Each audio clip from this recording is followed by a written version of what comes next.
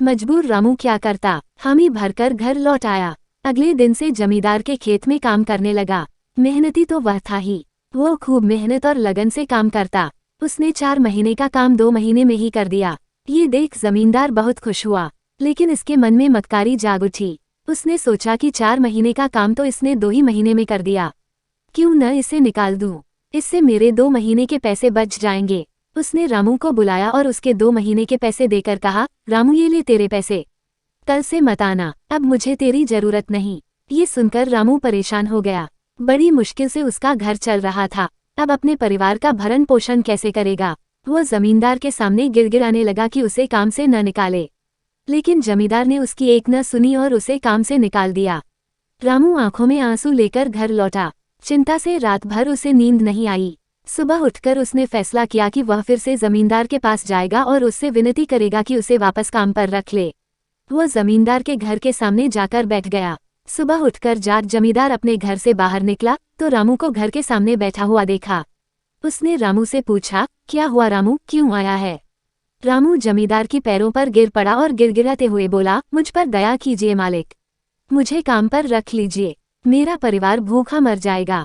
जमींदार ने उसकी एक न सुनी और उसे धक्के मार के वहां से निकाल दिया।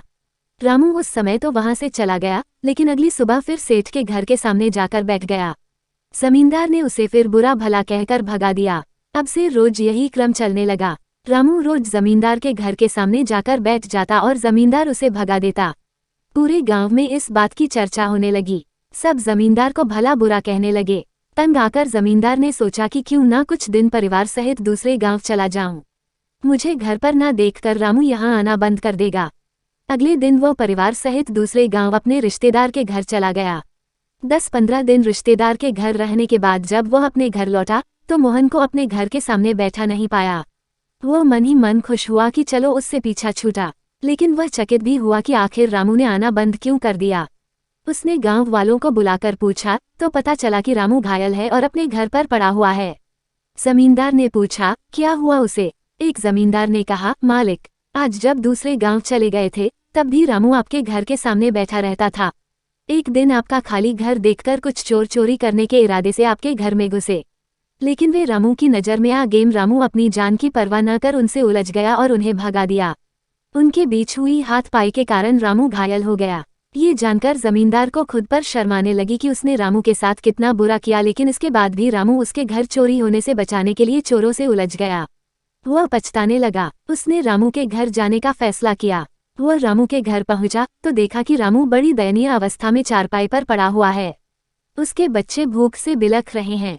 ये देख जमींदार का दिल भर आया। उसने रामू से अपने किए की माफी मांगी, उसका इलाज करवाया और ठीक होने के बाद अच्छी पगार के साथ उसे फिर से काम पर रख लिया।